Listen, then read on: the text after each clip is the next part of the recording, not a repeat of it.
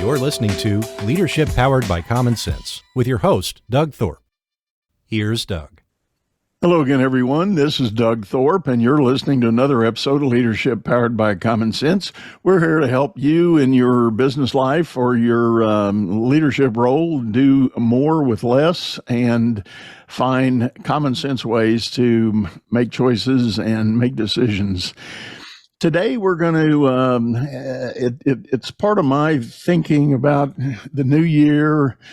We all kind of get in some kind of mode of thinking about what can I do different to make things better. And my guest is going to help us think about better connections.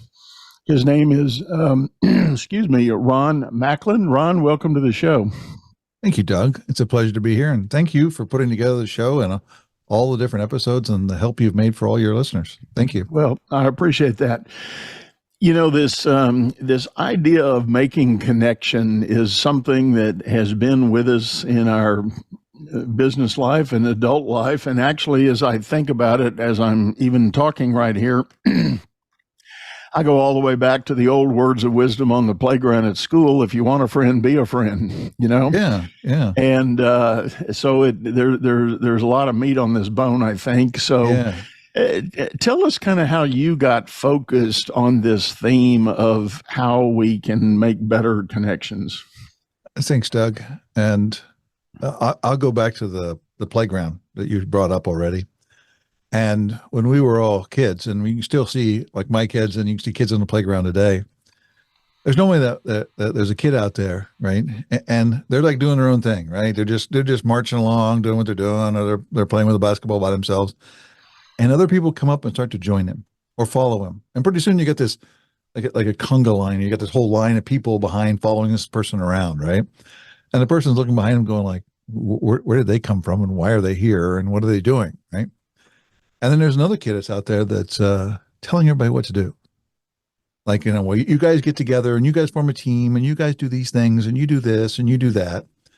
And the difference is one's a leader because he has followers. And the other one's a manager because he's telling people what to do. And it's a fundamental of being human that we kind of lead one of those two ways. And the danger of that is, and this is why I chose to go in this direction, was I was running pretty complex teams, 300, 400 people, multiple shifts. And we were really trying to take apart like a whole nuclear turbine, right? And put it back together. And we're trying to do it in a shorter duration as possible. Because when the nuclear turbine is down, it's not making electricity. So we were all these, different tradesmen, and some people had some college education. Most people didn't. They were all good at their job. They're excellent in what they're doing. We had to bring these all people together, and I'm going like, I can't tell everybody what to do. Like, that's just too many, right? And plus, I didn't know that I knew what to do. Like I was going like, you guys have been doing this for 30 years. You guys know what to do. And I began to notice that the more I let them lead, the more I let them help me with what we needed to do, the easier my job became, and the faster we went, the safer we went, the more profit we made, and the customer was happier. So that was in 87, 88, 89. I started this project, which is like, how do I lead teams? Like, how do I lead a team? Right. And most of them were like, at the time I was probably 26, 27. And they were all in their 40s and 50s and early 60s. And they've been doing it their whole life. They knew what to do. And so I applied that same kind of phenomenon from the kids' school, right? I was going like, we'll come together. What do you think the best way to do this? How do we take it apart? How do we put it back together? How do we do all this kind of stuff? And all of these guys that have been sitting there being told what to do for a long time came alive. Like they go, well, I've always wanted to do it this way, but I've always told you can't do it that way. You have to do it my way, right? Well, there are two ways, my way and the highway. That was what people had told them that so well that I watched one of my first experiences. I watched somebody do it the wrong way. Because somebody was telling them to do it the wrong way, and everybody there knew they were doing it the wrong way. And they still did it. Because if they didn't, do it the wrong way, they get fired. Right.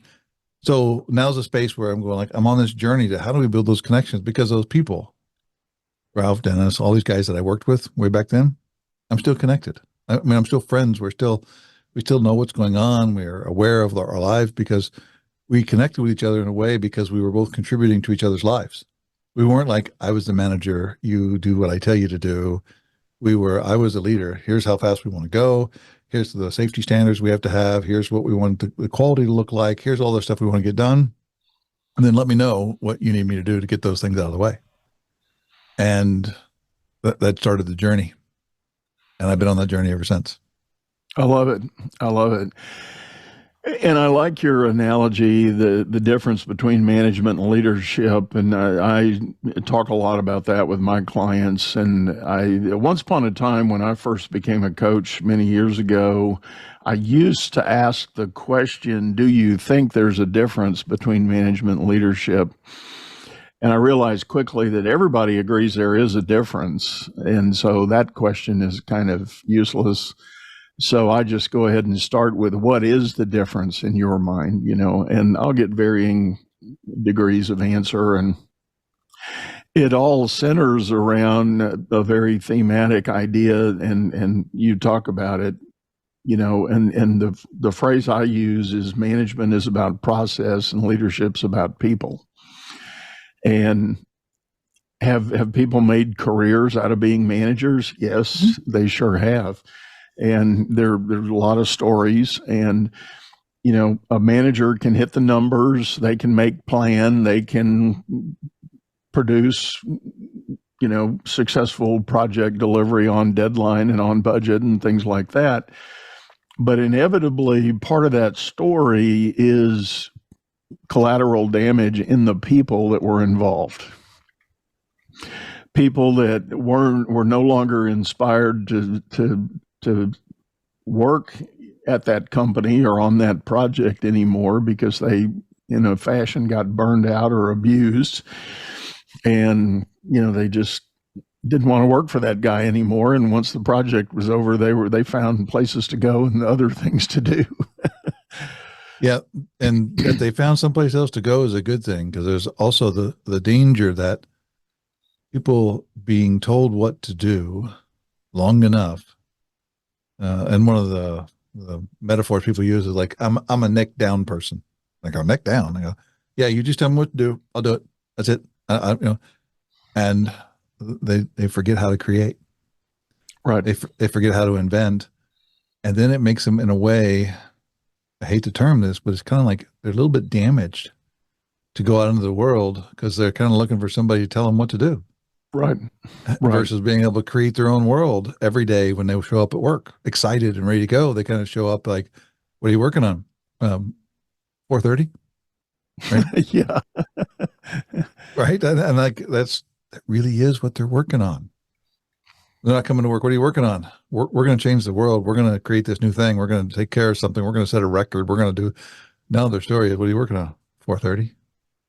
Yeah. Yeah. I like that. What is this thing about making connection that you're focused on? And I guess specifically, what is the message that you try to impart with people? Well, and when we're looking at people who want to be a leader or want to lead a group, right? And you say, well, I want to be a leader, so I need followers. Well, how do you build a follower, right? How do you create that, right? It all starts with that. Wherever you're at, congratulations, you got you there. And there's no one else to blame but you that you can't get beyond that. Like, we create our world, we create our space. And the moment we start to blame somebody else for it, now we're no longer connecting with the other person. We're actually building a wall between the other person. And now you can no longer get help because you've been blaming them. And you can not blame anybody out loud. You can do it the worst place, and you can blame them in your own head. Those stories that are in your head that I'd have been successful if we would have won, if we could have got, if that's always somebody else. So the first step is always to look at your own stand, what you're up to, what your stories are, what you're about. right? And it's an inner dialogue conversation around whether you believe in yourself, whether you are willing to take responsibility. And part of that is like, well, that's kind of negative. And I go, well, being responsible can be a negative thing. Like you can say like, well, I'm responsible for that. You can also say, wait a minute, I'm responsible. I can do something about this. Right. There's an empowerment that comes from that you can go out into the world and run experiments, connect with people in different ways, try different things, and to build that trust. Now that's part one. And it's kind of if you look at the hero's journey of life, right? There's some thresholds you got to come across, right? First threshold is whatever your situation is, you're the one that got you there. And you're also the one that's keeping you from going on. The next one is whatever you say into the world, you utter into the world, you write in the world, you text, you type, you put a video out there. It's not what you say that matters. It's what other people make up from what you say, show, type, that matters.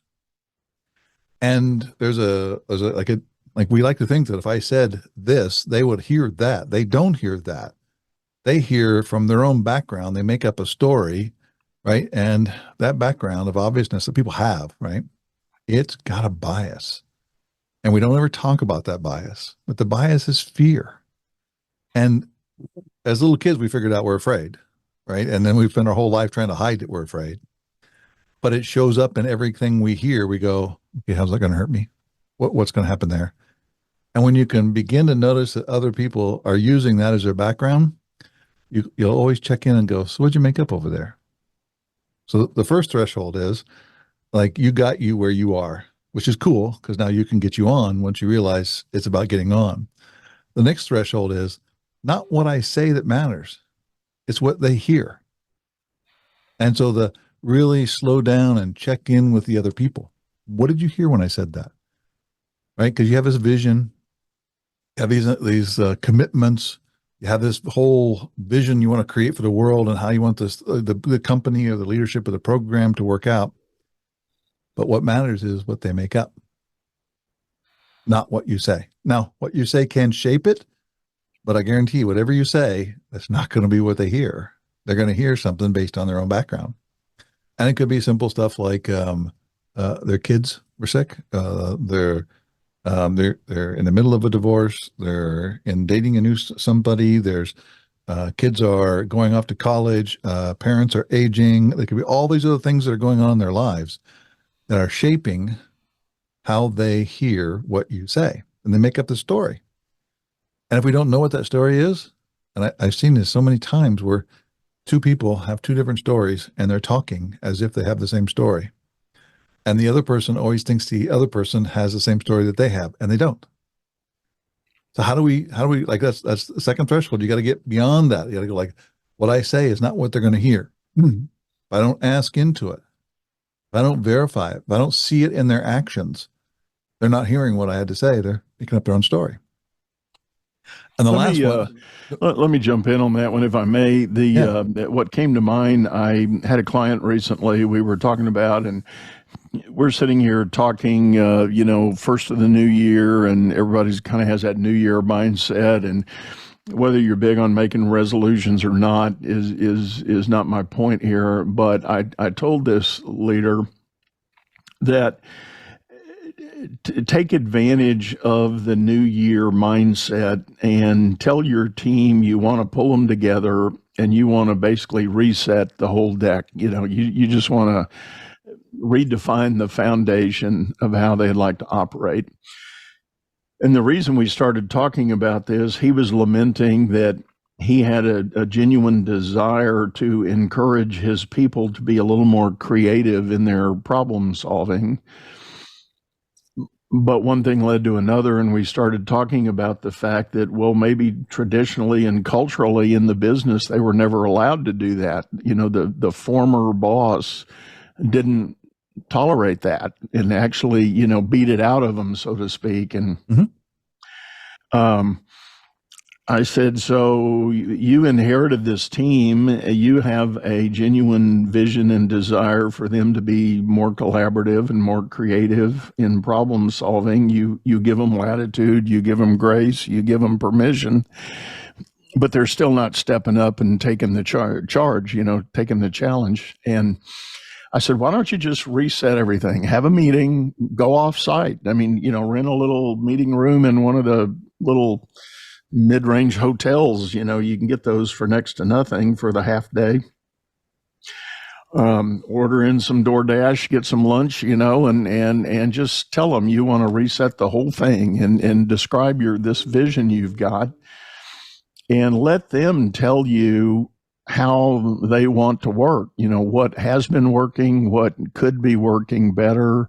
And you mentioned it a minute ago, you get somebody that's long in tenure. When you give them the latitude to show up and stand up, they may say things like, I always wanted to do it this way. And poof, you've got a new inspiration and a new bolt of energy into the team. And now people are motivated and they want to come to work. They want to show up in a different way. Yep. And all of a sudden, you will get a much better response to the idea that you're willing to let them be collaborative, creative, inspired in the work they do. You're not that guy that has the my way or the highway mindset. Yep. Yeah. There's sometimes this is what I'm noticing. Sometimes you tell people, we want to be more creative. You can do stuff on, make up something new or whatever. And you can see like they're in their chair, their butt cheeks get a little tighter, right? And they're going like, I don't know how to do that. Yeah. How do I be more creative? What does that mean?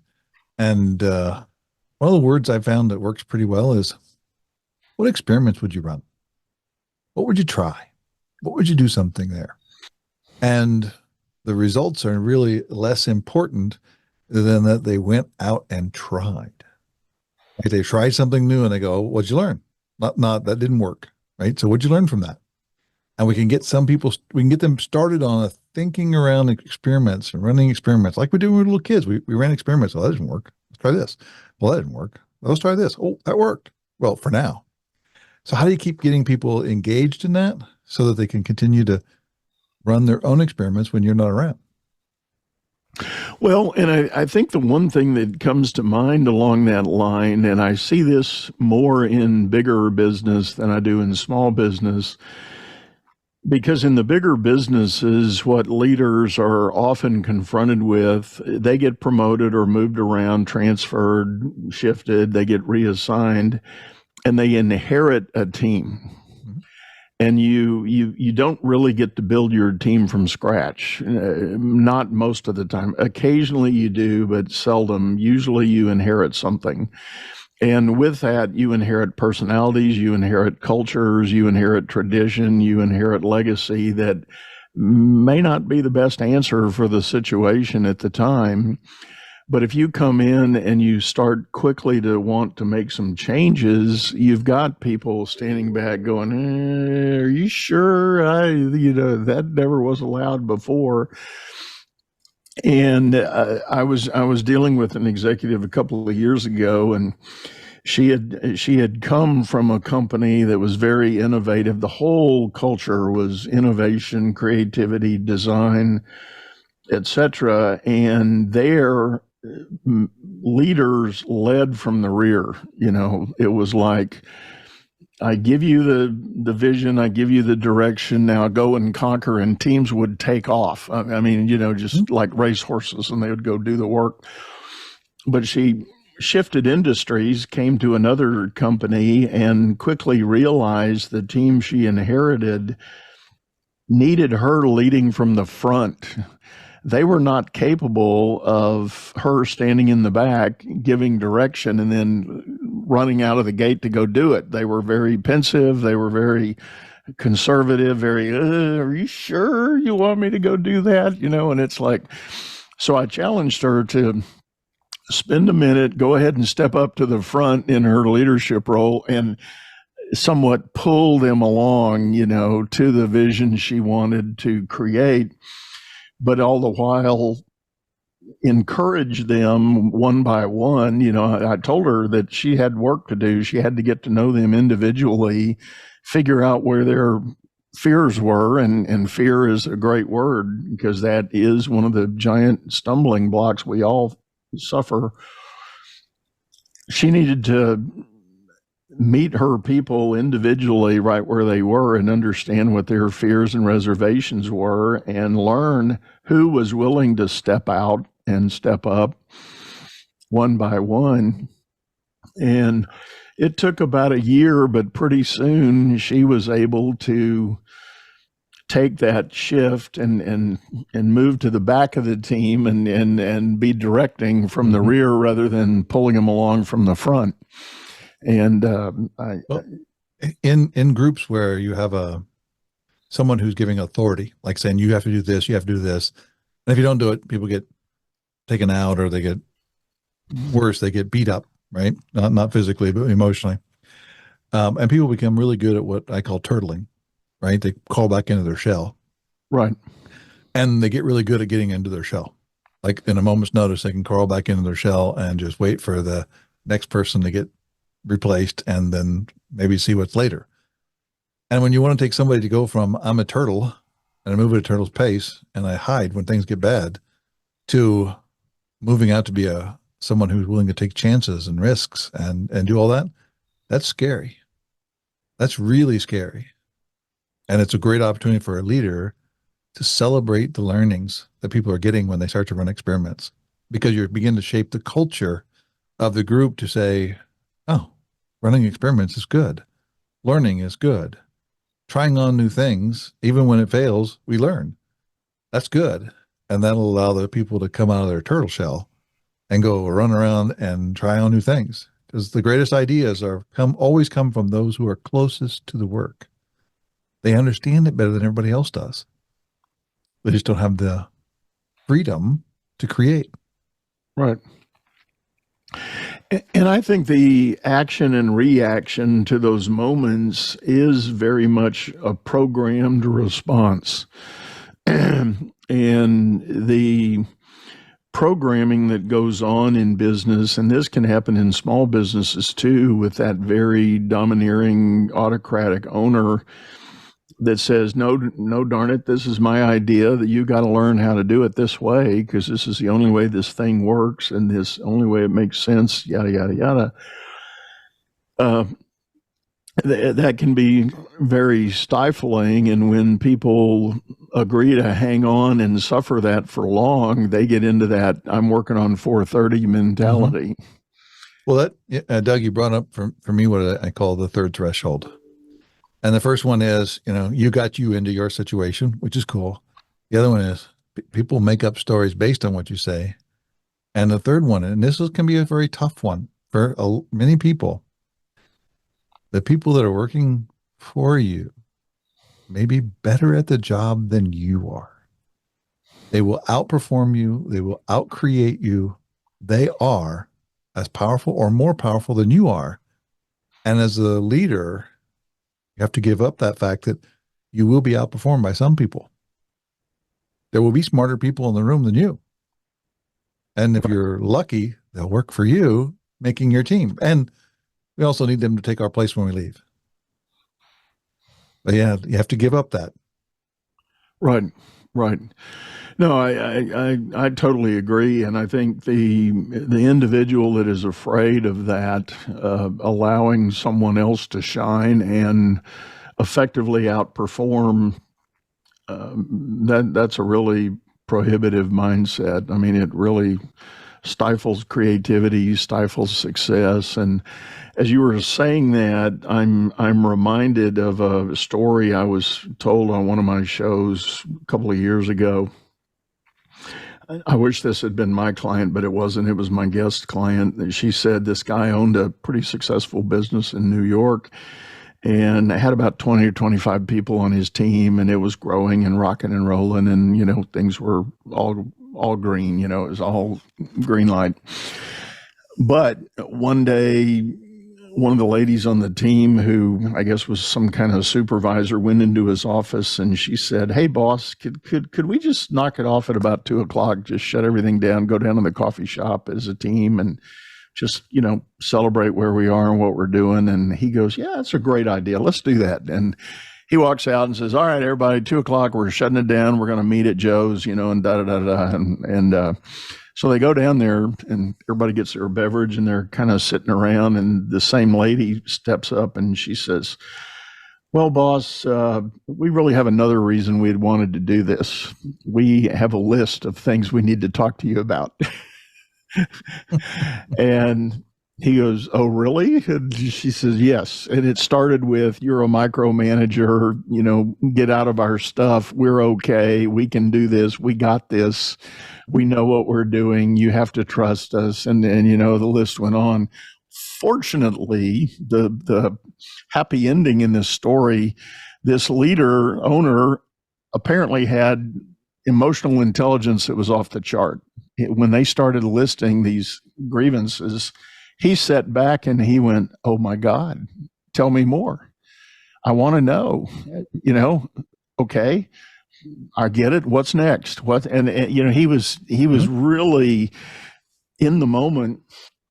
And when they got done listing everything, and as the story went on, apparently a few more things got piled on that people, they felt the vibe that he was genuinely dialed in, and a few more things got piled in. And he said, "Well, I am so thankful you guys brought all this to me." He said, "What I'm going to ask you to do, give me about 48 hours. I want to think about this stuff. And I promise you, I'm going to get back with answers to all of this."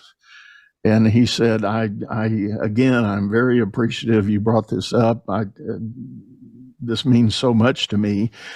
And sure enough, in about 48 hours, he called another meeting and he said, "Okay." And he went back through the bullet list and he said, "I heard this. Here's what I'm going to do. I heard that. Here's what I'm going to do. I heard this," and so on and so on. And it just, I mean, they did, like, over the next year, they did a 2x, bounce in the company. Yeah. What showed up for me in that, Doug, was when he hired the folks in, right? And then they had the courage to say, "Hey, this doesn't work for me." And he had the courage to say, "Cool, let's look at that," right? And then let's make new commitments from there and go back to work, right? The connection between those people, not just between the boss, the leader and the followers, the owner and the team, but the individuals around it. When you're working with a group that's working like that, you build relationships with everybody on that team that will stay with you for a long time, that you can trust. Like it's those relationships, you look at your phone and you go, "Oh, it's Doug."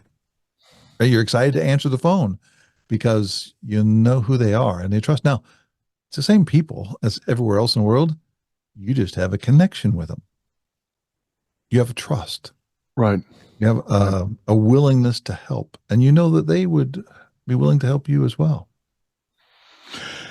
Well, this thing of trust is a favorite topic of mine. And as most of my listeners know, I even wrote my own book about how leaders can build trusted teams. But I'd like to ask you to define trust at work, and how have you seen it play out? How can leaders do more for creating that environment of trust? Yeah. So I have two words that I always use when I'm working on this. One is trust and the other one is believe. And they kind of go together, but they're a little different. Trust is, as I hold, it's an assessment of the other person, right? And how they will act based on the past. Like they have always showed up on time. I trust they will show up on time. They've always got their work done. They're going to always get their work done. That's you can trust these things. Believing in them may or may not be tied to past performance. So I can say I believe in someone even though I haven't seen them perform yet. I believe in them as a human. I believe in them as a member of a family, as a part of the group. I believe in them. And that's a statement purely about the future. Like it's looking at them and saying, "I believe you will do great things for you, for us, and for the team." Where trust is can be a little different. And trust can be, we always think of it like a positive thing, but if somebody's always late, you can kind of trust that they're going to be late. If they're going, if they're going to not make their numbers, you can begin to trust that they're not going to make their numbers. So it's always around the assessment of how they're going to go into the future and what they're going to do. And then believing is a creation of something. Like I believe in that person. And the amazing thing is, whether you trust somebody or in the world, it will affect who they are, how they act. If you believe in them, it will affect them. I have many experiences in my own life where I had a coach or a manager who believed in me. No proof that I would work out. I noticed that I really performed much better for people who believed in me. That they had a sense of like, this person's going to do great things. And they had no trust. They had no like, well, he's done it before, he'll do it again type of thing. But yet it can make a big difference in a person's life. So I don't ever separate those two. I always keep them both forefront in any coaching or in my own businesses. I think that's a amazing and powerful connection there, and something honestly I've never quite correlated. But part of what I'm hearing from what you described there, it's still on the leader's shoulders to exhibit both. Yes. You have to be the one setting the tone to say, I trust you, or I believe in you, or both, Doug, whether you do that or not, everybody's going to follow. So if you say, I don't trust that person, even though you don't say it out loud, everybody else will not trust that person. If you don't believe in that person, but you don't say anything, everybody else will follow. Right. Because you're the leader. So be careful of the thoughts you create in your head about your team, because it will manifest. I mean, 90% of our language is not spoken. It's in facial expressions and body language and all that. So the stories you tell yourself will show up to everybody else. Well, and I agree with you, and it does manifest in simple things like workload. I can't count the number of times I've had a coaching client tell me, I'm frustrated, I don't get the preferred assignments at work. And that is a direct indication of either trust or belief of the manager over them, in what they believe. And if it is human, and that's where a leader has to be careful, because just by simply looking at your team and saying mentally, I mean, again, not spoken, but just thinking, I can't give it to George. He won't be able to do this. I need to give it to Ron. I need Ron to do this for me. And Ron gets the assignment. Ron gets to run with, what the team is perceiving as a select project. And now he gets all the glory and all the, credit and everything. And what am I doing here? Why didn't I get that chance? One of the spaces for new leaders, people taking on roles, that I hold is very, very important. And it's around trust and believing. But it's to trust and believe in yourself. Right? Now, does that mean we won't make mistakes? Nope. We're going to make plenty of mistakes. We're going to screw things up. We'll do all that. But if you don't believe in yourself and you try to believe in somebody else, but you don't believe in yourself to believe in somebody else, it won't work. People will know it. People will see it in the face. And when you talk about like a manager looks down, I got two employees, right? If he doesn't believe in himself, when he goes to look at those, he's going to look purely on trust and say, who do I know won't screw it up? Because he's not willing to take any risk of anything else because he's afraid or she's afraid. And when you begin to believe in yourself, you can go, oh, I can give it to George, or I could give it to Ron. What would be the best choice for their individual skills or their development or their long-term or their team, or all these other criteria show up. But if it's fear that's running your world, it'll be which one is going to cause the least amount of damage, which one's going to get me in trouble the least, versus who can do the most. And all of that will show up in your conversation with the other person, right? If you're sitting there designing around fear, designing from fear, we're always going to be afraid. That's just given. Do you believe in yourself? Do you trust yourself to run some experiments? So I'm curious in our discussion here. So if George, who didn't get the assignment, has the courage to go to the boss and say, "Why didn't I get that assignment?" If that boss is the one fearing, I wonder how that discussion shows up.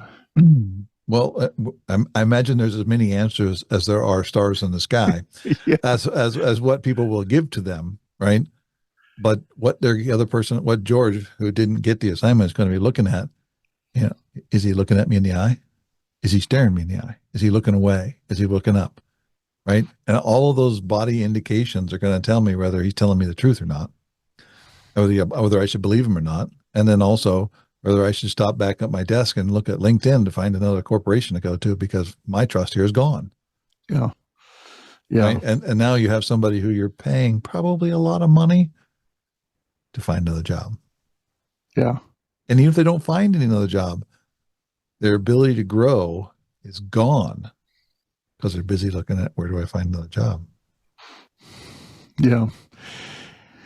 So critical and such a difficult challenge. But I agree with your point. I think leaders have to check themselves along the way to say, is my next, when I turn the page and look at the next, week, month, year of effort here, is there anything I'm afraid of? Am I feeling less than confident about what we're doing? And what do I need to go do to shore that up before I start influencing decisions that really take something away from people or don't allow people to grow and thrive on my team?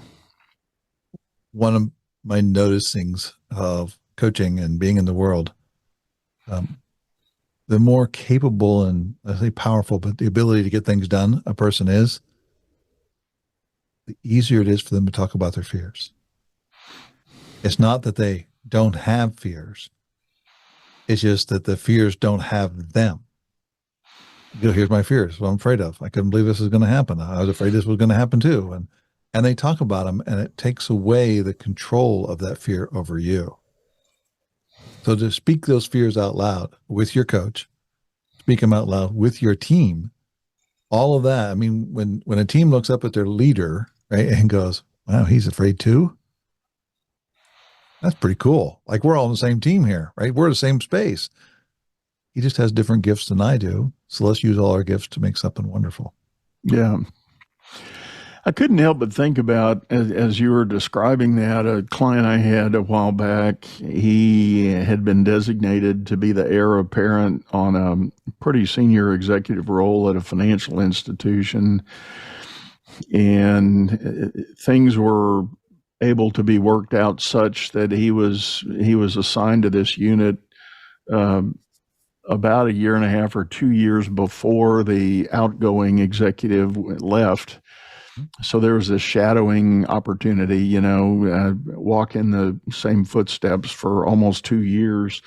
And then the day came for the senior to retire and move on. And my client moved in, and I had my first session with him the day after the effective date of the change happened. And I said, "How you doing?" And he said, "I can't believe this." And I said, "What?" And he said, 2 years of preparation. And I was, as you probably felt, my confidence was off the charts coming in and waiting for this day. And now that it's here, he said, "I'm scared to death." He said, "All of a sudden, I have this wave of imposter syndrome that I can't shake." He said, "I don't know where it came from. I don't know why it's happening." He said, "But now that my name's on that door," it's just been devastating to me. So we had an interesting discussion, but I'm curious for the things the way you've been describing. What do you think was the? Yeah, he was going to be afraid no matter what, right? That he could talk to you about it. That's power. Yeah. Right. It's not that fear goes away. It's not that you don't have fear. It's that you can talk about the fears because you have fears versus your fears have you caught. And you can always, I love it when you start to talk about fears and you can look around the room and there are people going like, is it okay to say that out loud? Can you do that? Can you talk like that? I don't think that can happen. You can see their look on their faces going like, I don't know what to do here. I'd like to say something, but I'm afraid to say something. And the power is when you can talk about what you're afraid of, talk about parents who are aging, talk about your own aging. What are you going to do when you can't work anymore? All these fears, get them out and talk about them. Takes away the power. You still have them. It's just you're not alone with them. Right. And when you're alone, and when they're alone in your head, you are not going to connect to anybody else ever because it's too risky. Where if you can talk about them, people will go like, oh man, that's me too. That is so me, right? Because there's one thing we have in common. We're all afraid. I think all of this accrues to the idea, and I call it a wave of new thinking, and some attribute it to the whole COVID mind shift that happened. I think there's an overwhelming call for leaders to be more human and treat their teams with a more humanistic approach, meaning, and I'm not talking about juju beans and all that sort of thing, but I'm talking about facing the reality that we all show up as individuals. We all carry our varying perspectives on fears, doubts, concerns for the world around us and the world we're living in. And leaders, I think, are being called to allow that to be real in the workplace. I mean, I think I'm of an old enough, generation that I can remember the day when you just didn't talk about stuff like that at work. It was like, buckle up, buttercup, yep. was the whole idea. It's like, oh, wah, wah, wah, you got problems, come on. And was it a bad workplace? Yeah, it wasn't great, but I mean, at the time it seemed fine. I mean, it's kind of like that's what everybody did. And I'll buckle up. It was, well, I hold that we as humans have gone through some evolutions. In fact, maybe it's a industrial revolution. Whether it was originally we had farming and then we had wind and solar, or which is solar, and water pressure, then steam pressure. And then we all these things advanced, right? Electricity, electronics, right? But all of those are technology or stories we use on how we manipulate the world outside of us. The fifth business revolution is not about how we manipulate things outside of us, but how we connect to each other. Right. And what is happening is, like in the old days, there was one guy who was in charge, actually it was one guy, right? Not women hadn't gotten to that place yet, but one guy in charge, and the team was going to be however good that person was. And now, and I think it's human, but it's just more creative and more productive. When you have everybody on the team contributing, you will outperform that one guy every time. Right? How do you beat Michael Jordan in basketball? Have two college basketball players up against him, and they'll win every time. Why? Because they got more creativity, they got more numbers, they can do more stuff, right? It's the fundamental of when everybody can contribute, you will outperform every other kind of organization out there. And that's why my stand is, it's here. It's been coming around long before COVID. COVID amplified it. It's like dumping a little catalyst in the old bucket there. And now it's about how do we create together? How do we value everybody's input, right? Even though like the fundamental, I don't have something brilliant to say, but what you say into a meeting may be something somebody else builds off of and creates a whole new world. And if you don't say it, the team doesn't go there. So now it's how do we get everybody to contribute? Right. And everybody be a part of it. And then when you get done, everybody is like bought into the solution. None of this neck down type stuff. None of this, well, my way, it's his way or the highway, right? It's like, I'm here because I want to be here. And that's what people are looking for is where can I contribute? The other thing that comes to mind in the context of COVID, I think everybody in some form or fashion wrestled with the question of their own mortality, because there was a period nobody knew the real answer of what was happening to the world, and I know it was a function of depending on which media channel you listened to at the time as to what position you took and all that. Yep.